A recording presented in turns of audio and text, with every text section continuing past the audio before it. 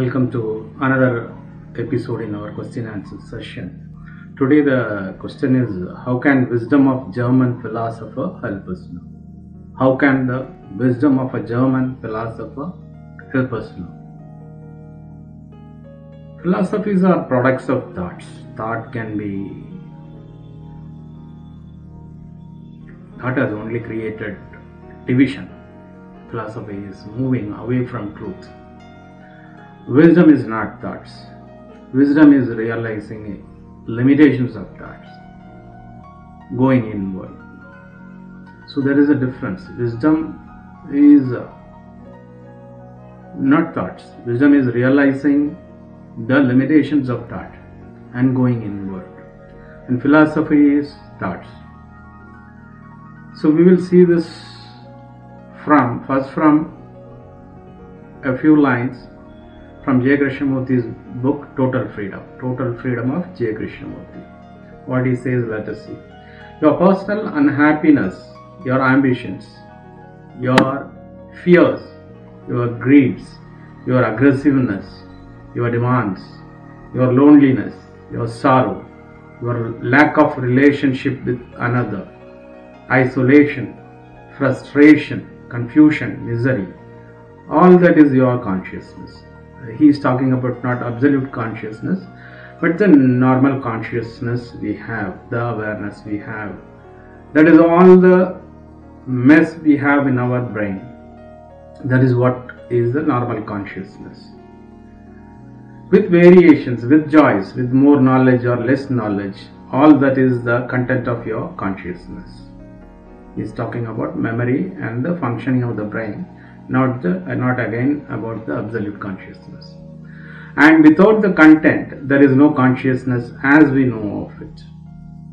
And all our education, the schools, colleges, the universities are based on acquiring more of knowledge, more information, but functioning always within that area.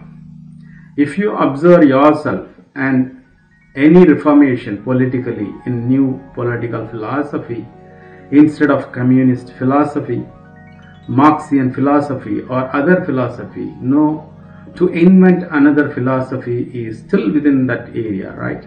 What he is trying to say is you can invent new theories, new philosophies, but it is within the area of knowledge, within that limitation. That is what he is trying to tell. Do please see this. And so man goes on suffering, unhappy, lonely, fearful of death and living, hoping for some great leader to come out and take him out of this misery. A new savior, a new politician, a new Hitler, a new Wilson, God knows what else. So man always is seeking for a leader to take him out of the misery, where he can get away with everything. He is seeking new gods or new leaders to get out of this misery. Will he be able to do that? Will any leader be able to do that unless he changes? That is impossible. And he continues, and because we are so irresponsible in this confusion, we are out of our own disorder, we are going to create tyrants. Once you create a leader, you are going to create tyrants, hoping they will create order within this area. Are you following all this? This is what is happening outside of us and inside. Searching for a new philosophy of life, new philosophy of politics, and so on, all within that area. And man has done this from time immemorial, and there is no answer within that area.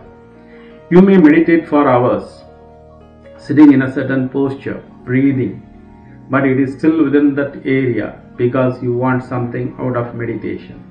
I don't know if you see all this. Get rid of my old God and take on new gods. So when there is a division between the observer and the observed, there must be conflict. That is principle.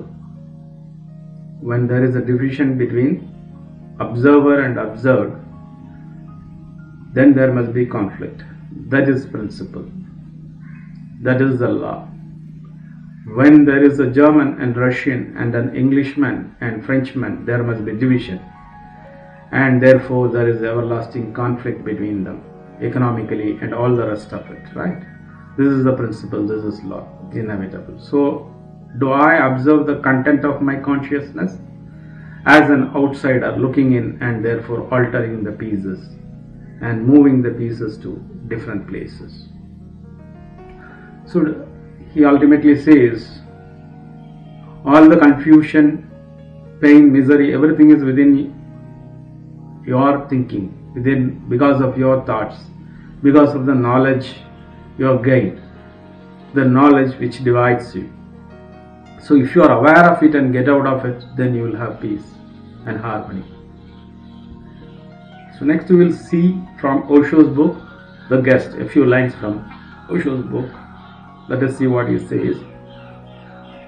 Philosophy means mind. Philosophy means thinking. Philosophy means going away from yourself.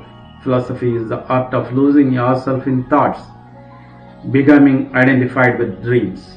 Hence I am against philosophy, because I am all for religion. You cannot be philosophical if you want to be religious. It is not possible. Religion is existential. Philosophy is intellectual. Philosophy is round and about. Religion is direct. Philosophy is thinking about things you don't know. Religion is knowing, not thinking. Philosophy depends on doubt, because the more you can doubt, the more you can think. Doubt is the mother of thinking. Religion is trust, because the more you trust, the less need there is to think. In trust, thinking commits suicide. Trust kills thinking. And when there is no thinking and trust pulsates in your being, trust permeates every pore of your being, overwhelms you. You know what is. Philosophy tries to know but never does. Religion never tries to know but knows. Philosophy is an exercise in futility, of futility. Yes, it talks about great things, freedom, love, God, meditation, but it only talks about them. Philosopher never meditates. He talks about meditation. He spins theories, hypotheses, inferences about meditation. But he never tastes anything of meditation. Never meditates. Hegel and Kant, Plato and Aristotle, they are philosophers. Buddha and Kabir, they are not. But Heraclitus and Plotinus are also not philosophers. Even though in the philosophy books they are called philosophers, they are not. To use the word philosopher for them is not right, unless you change the whole meaning of the word. Aristotle and Heraclitus cannot be both called philosophers in the same sense. If Aristotle is a philosopher, then Heraclitus is not. If Heraclitus is a philosopher, then Aristotle is not. I use a totally different word, philosophy, philosia, instead of philosophy. Philosophy means linguistically love of knowledge. Philosia means love of seeing, not only love of knowledge. So what here Osho says is philo means love and sopho is knowledge. So he says not philosophy but philosia. Shia means to see and philo is love. So love of seeing, not love of knowledge. Seeing the truth, that is what Osho says. He continues, knowledge is not enough for the real inquirer. He wants to see. He does not want to contemplate God. He wants to encounter God. He wants to hold God's hand on his own. He wants to hug and kiss God. He is not satisfied with the concept of God. How can the concept of God be any help? So ultimately what Osho says is knowledge is all concepts, theories. Whereas the real inquirer wants to see the reality, and it is wisdom, not knowledge. Knowledge does not give you the perception, whereas wisdom gives you the perceptions. You do not want to theorize, you want to see the facts. So that is the difference, that is what Osho is telling.